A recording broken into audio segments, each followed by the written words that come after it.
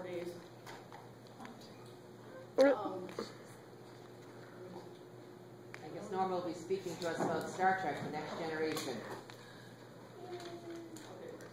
Alright. The reason I did this is because I grew up with this show, and all of the technology on it is actually kind of mirrored what's presently going on. So basically, this is all I've really done, and it takes longer than 5 minutes. On September 26, 1987, Star Trek: The Next Generation debuted. The premise was a continuation remake of the 1960 series Star Trek: The Original Series. Set in the year 2364, the series takes place roughly 80 years at the end of the original series. Who has seen the original series? Next Generation? That's my girl.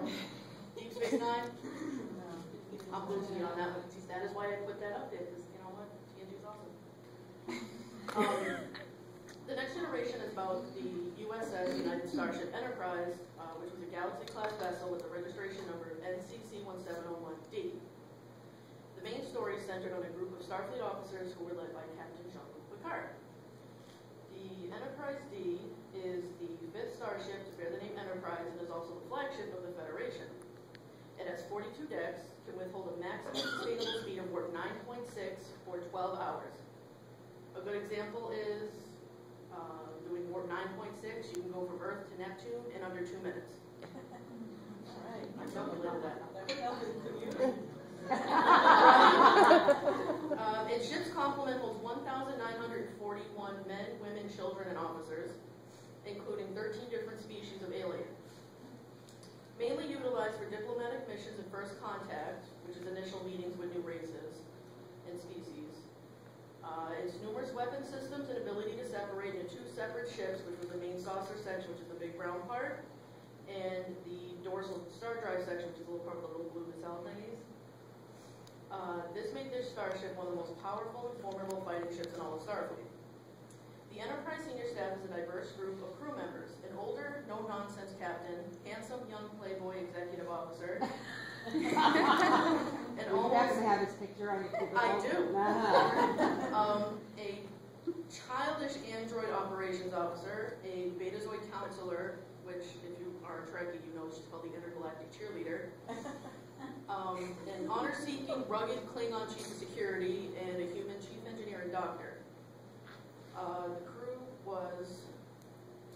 that's them in the first season of the show and the last movie, so it's like a 15-year gap. Wait a minute, go back. I have a question. Okay. Who got married? That is, well, he was recently promoted to Captain Riker, and his wife, Counselor Troy, who became a commander. So in the last movie, he got his own ship, which I explained. He's the playboy who finally got married. She nailed him after like 25 years.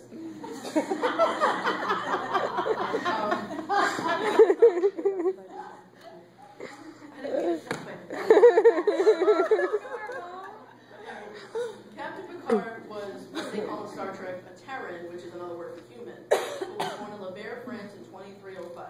His parents owned a wine vineyard and made a very well-known vintage called Chateau Picard, which, if you watch the show, has been featured in almost all of the movies and Deep Space Nine and Voyager.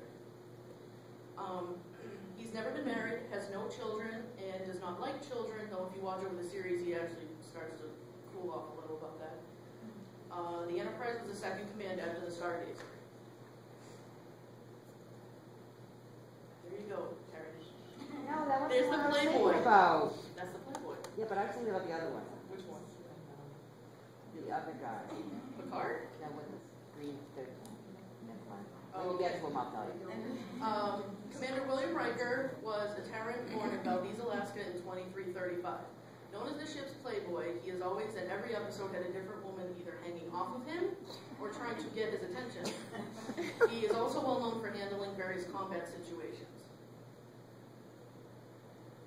Second officer, who's also the operations officer, Lieutenant Commander Data. He's an android created by the father of cybernetics, by the name of Dr. Noonien Sung, in the year 2338. He was created with no emotions and has a memory capacity of 800 quadrillion bits. which is roughly 50 times the identifiable storage capacity of the human brain. Due to a program, he can age naturally, he randomly blinks, has a pulse, and can breathe. He breathes. He breathes. Wait a minute. He doesn't have kids and he has a daughter? Yeah, quick on that one. He recreated an android just like him, and she chose to be a female instead of a male, but she died in one episode, second season. It's a pretty good show, made me cry. Why did she die, Norma? She developed emotions, and she couldn't handle it in her software, so she kind of exploded. She overloaded. A counselor, Deanna Troy, she's a half Betazoid, half Terran, who was born in 2336 to a human father and a Betazoid mother. Being only half Betazoid, she can sense thoughts and sense feelings of people, as well as if people are lying or telling the truth. Her mother, Luoxana Troy, is a Betazoid Federation ambassador. Betazoids are a humanoid species that can read mind and feel emotions. They can also talk telepathically with other Betazoids, and if they have a very close relationship with a non-Betazoid, can speak to each other. Dr. Crusher, 2324, she has a teenage son named Wesley who lives with her on the Enterprise until he leaves for Starfleet in 2368. She's a widow who over the years on the Enterprise started a pseudo-romance with Captain Picard. She knows Captain Picard through her husband who died under his command in 2354. Lieutenant Commander Geordi LaForge, ship's engineer. Born in 2335, he's a human who was born in the African Confederation on Earth, which, if you know anything about the 24th century, there were no races, no wars, no factions, no continents. It's all one big, giant, beautiful place. Born with a genetic birth defect, he has no pupils or iris, leaving him completely blind. At the age of 5, he was given a visor, which enabled him to see. VISOR stands for Visual Instrument and Sensory Organ Replacement. It is a medical device used to detect electromagnetic signals across an EM spectrum of the brain. That then transmits those signals to the brain through a neural implant in the temples. It allows the wearer to see in a vastly different visual acuity, where instead of seeing normal vision, he is a wearer who can see infrared and ultraviolet ranges as well as heat and various temperatures. Am I over my time already? Yes. No. Okay, go. I just wanted to make sure. Chief of Security, Lieutenant Commander Worf. He's a Klingon who was born in 2340 in the Klingon homeworld of Kronos. When he was 6, yes, I thought that was funny, but it's not spelled No, I'm that way. laughing at the fruit juice. Oh. When he was 6, his parents were killed and his father was dishonored as a traitor in what is known as the Kittimer Massacre, where Romulans attacked and killed over 4,000 Klingons on the Kittimer colony. He was adopted by the Rozhenko family and grew up on Earth. Klingons, I'm prepared. Klingons are a humanoid race that do not believe in medicine and think dying is the best thing to happen, as long as it's honorable. Born with a hard exoskeletal encased head with varying levels of a sagittal crest or ridges, they have 23 ribs, 2 livers, a chambered heart, 3 lungs, and redundant neural functions and up to 4 stomachs. These extra organs allow them to fight harder, faster, and suffer more crushing blows without actually falling. Yes. The 2 most common and recurring species are Klingons and Romulans. I'm not going over the other 35 species they have. Romulans are a species that are a distant ancestor of the Vulcans, or the original series Spock with pointy ears, no emotions, very neat. Their ears are pointed and they have what looks to be a brow ridge that meets where their nose starts and makes a wide V formation of their brow line.